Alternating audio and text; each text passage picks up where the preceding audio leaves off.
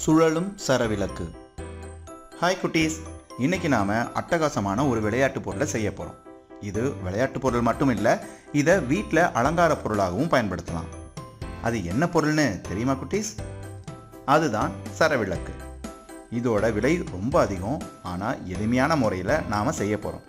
வாங்க செய்யலாம்.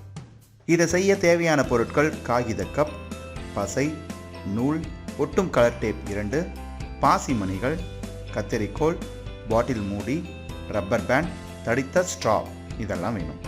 முதல்ல காகித கப்பை எடுத்து அதோட அடிப்பகுதியில் நடுவில் இப்படி ஒரு துளையை போடுங்க. அடுத்து நூலை 10 சமமான துண்டுகளாக வெட்டி அதில் பாசிமணியை கோத்து கட்டுங்க. இந்த பாசிமணியில் கோத்த நூலை காகித கப்போட பக்கவாட்டில் இப்படி ஒட்டும் பசை டேப்பை வச்சு சுற்றி கீழே விழுந்துடாமல் ஒட்டி இப்படி தொங்க விடுங்க. காகித கப்பின் மேல் பகுதியில் சிவப்பு டேப்பை சுற்றி இடையில வெள்ளை, பச்சை என கலர் டேப் ஒட்டி அலங்காரம் செய்யுங்க. அடுத்து பிளாஸ்டிக் பாட்டில் மூடியை எடுத்து அதோட நடுப்பகுதியில் இப்படி ஒரு துளையை போடுங்க.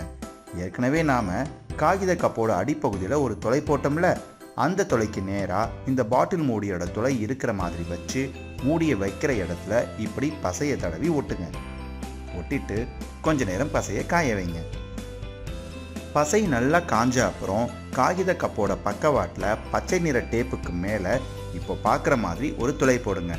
அதுக்கு நேர் எதிர் பக்கத்தில் இன்னொரு துளையை போடுங்க. அடுத்து தடிமனான ஸ்ட்ராவை எடுத்து அதோட நடுப்பகுதியில் ரப்பர் பேண்டை சுற்றி மீதி ரப்பர் பேண்டு தொங்குற மாதிரி இப்படி கட்டுங்க. இதை காகித கப்போட பக்கவாட்டில் இருக்கிற ஒரு துளையில் நுழைய விட்டு அதுக்கு எதிரில் இருக்கிற துளையிலையும் இப்படி பொருத்துங்க. இப்போ ஸ்ட்ராவில் இருக்கிற ரப்பர் பேண்ட் கப்போட மேல் பகுதியில் இருக்கிற துளை வழியாக இழுத்து இன்னொரு ஸ்ட்ராவில் இப்படி பொருத்துங்க. இப்போ நமக்கு தேவையான சுழலும் சரவிளக்கு ரெடி. இந்த சரவிளக்கை சுழல வைக்கலாமா? அதுக்கு நம்ம ஒன்று செய்யணும். என்ன செய்யணும்னா, ஒரு கையால் கப்பை பிடிச்சிட்டு இன்னொரு கையால் காகித கப்போட மேல் பகுதியில் இருக்கிற ஸ்ட்ராவை பிடிச்சு இப்படி திருகி சுற்றணும். சுத்துங்க சுத்துங்க, நல்லா சுத்துங்க.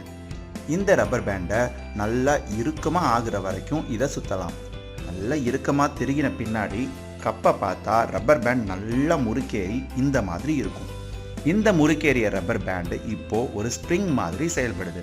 அறிவியலில் இந்த நிலைக்கு விறைப்புத்தன்மைன்னு சொல்லுவாங்க. ஆனால் ரப்பர் பேண்ட் ஒரு மீள்தன்மை கொண்ட பொருள். அதாவது எந்த நிலைக்கு போனாலும் மீண்டும் பழைய நிலைக்கே வந்துடும்.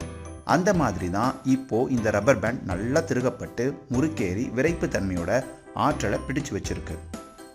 இப்போ கப்பை பிடிச்சிட்டு இருக்கிற கையை விட்டுட்டு ஸ்ட்ராவை நல்லா இறுக்கமாக பிடிங்க. காகித கப் எவ்வளோ வேகமாக சுற்றுது பாருங்க. அதோடு சேர்ந்து பக்கவாட்டில் தொங்கும் மணிகளும் சுற்றுறத பாருங்க. அட, பார்க்க எவ்வளோ கலர்ஃபுல்லாக இருக்குல்ல. இப்போ இதை நல்லா கவனிச்சு பாருங்க. இந்த பாசி மணியோட அளவு நல்லா பாருங்க. இதோட அளவு நம்ம சாதாரணமாக பார்க்குறத விட கொஞ்சம் பெருசாக தெரியுதே. இப்போ இந்த வீடியோவை நிறுத்திட்டு பார்ப்போம். அட ஆமாம், இந்த பாசி மணிகளோட தோற்றம் பெருசாக தான் தெரியுது. இதுக்கு காரணம் என்னவா இருக்கும்? இப்போ திரும்பி வீடியோவை ஓட விட்டு நிறுத்தி பார்ப்போம். இப்போ கொஞ்சம் சிறியதாக தெரியுதா? அட, பாசியோட வேகம் படிப்படியாக குறைஞ்சி நிற்கும் போது வீடியோவில் பார்க்குற பாசியோட அளவும் குறைஞ்சி அப்புறம் சரியான அளவில் தெரியுது. ஏன் இந்த உரு அளவில் இவ்வளவு மாறுபாடுகள்? இதை தெரிந்து கொள்ள மீண்டும் ரப்பர் பேண்டை திருகி சுற்றுங்க. இந்த ஸ்ட்ராவை இப்படி தூக்கி மீண்டும் ஒரு முறை முறுக்கேற்றிய பிறகு ரப்பர் பேண்டை பாருங்க. இப்போ கோப்பையை சுத்த விடுங்க. திரும்பவும் இந்த மணிகளோட உருவ மாறுபாட்டை கவனிங்க. இந்த உருவ மாறுபாட்டுக்கு காரணம் என்னன்னா, இந்த வீடியோவை கேமராவில் பதிவு செய்யும் போது அப்பேச்சர் என்று சொல்லப்படும் கேமரா துளை சற்று நேரம் திறந்து மூடப்படும். இப்படி திறந்து மூடின இந்த நேரத்தில் இந்த பாசி இங்கிருந்து இவ்வளவு தூரம் நகர்ந்துருக்குது. இந்த நேரத்தில் இந்த நகர்வை அப்படியே கேமரா பதிவு செஞ்சிடுச்சு. அதனால் உருண்டை வடிவில் இருக்கும் பாசி மணிகள் இப்போ பட்டையாக தெரியுது. இப்போ பாருங்க, இந்த மணிகள் கடந்து செல்லும் தூரம் குறைய குறைய பட்டையான உருவம் குறைஞ்சு கடைசியில் நிற்கும் போது எப்பவும் பார்க்குற அளவில் தெரியுது. இந்த சரவிளக்கை பசங்க கிட்ட கொடுத்து விளையாட வச்சு பார்ப்போம். அட, எவ்வளோ ஆர்வமாக விளையாடுறாங்க குட்டீஸ். இதே மாதிரி நீங்களும் செஞ்சு விளையாடி பாருங்க. பாய் குட்டீஸ். நிலைய ஆற்றல் இயக்க ஆற்றலாக மாற்றப்படுகிறது. அலங்கார விளக்கில் உள்ள ரப்பர் பேண்டை திருகும் போது ரப்பர் பேண்டில் நிலைய ஆற்றல் சேமிக்கப்படுகிறது. திருகுவதை நிறுத்தி கையை எடுத்துக்கொண்டால் சேமிக்கப்பட்ட நிலையாற்றல் இயக்க ஆற்றலாக மாற்றப்படுகிறது. இதனால் சுழற்றப்பட்ட திசைக்கு எதிர் திசையில் அலங்கார விளக்கு வேகமாக சுழல்கிறது.